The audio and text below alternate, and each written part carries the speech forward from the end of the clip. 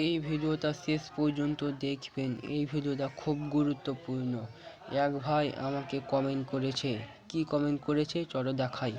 প্রশ্ন: মৃত্যুর পরে কবরে কি করে নেকি চড়তে থাকবে?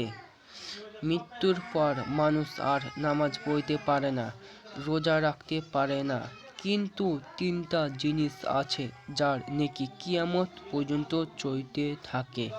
রাসূলুল্লাহ সাল্লাল্লাহু আলাইহি ওয়াসাল্লাম বলেছেন, মানুষ মারা গেলে তার সব আমল বন্ধ হয়ে যায়, তবে তিনটি জিনিস ছাড়া।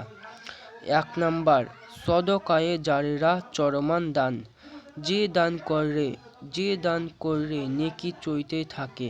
যেমন ১ নাম্বার পয়েন্ট মসজিদ বানানো, ২ নাম্বার পয়েন্ট নলকূপ বা পানির ব্যবস্থা, ৩ নাম্বার পয়েন্ট কুরআন দান করা, ৪ নাম্বার পয়েন্ট মাদ্রাসা বানানো, ৫ নাম্বার পয়েন্ট রাস্তা, সেতু, ছায়ার ব্যবস্থা করা।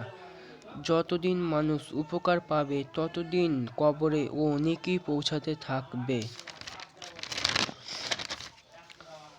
২ উপকার্য জ্ঞান রেখে যাওয়া। যেমন ১ নাম্বার পয়েন্ট কাউকে কোরআন শেখানো, ২ নাম্বার পয়েন্ট ইসলামে ভালো কথা শেখানো, ৩ নাম্বার পয়েন্ট ইসলামিক ভিডিও বানানো, ৪ নাম্বার পয়েন্ট ভালো শিক্ষা দেওয়া। তুমি মারা যাওয়ার পরে ও যদি কেউ সেই জ্ঞান দিয়ে আমল করে, তার নেকির অংশ তোমার কবরে পৌঁছাবে।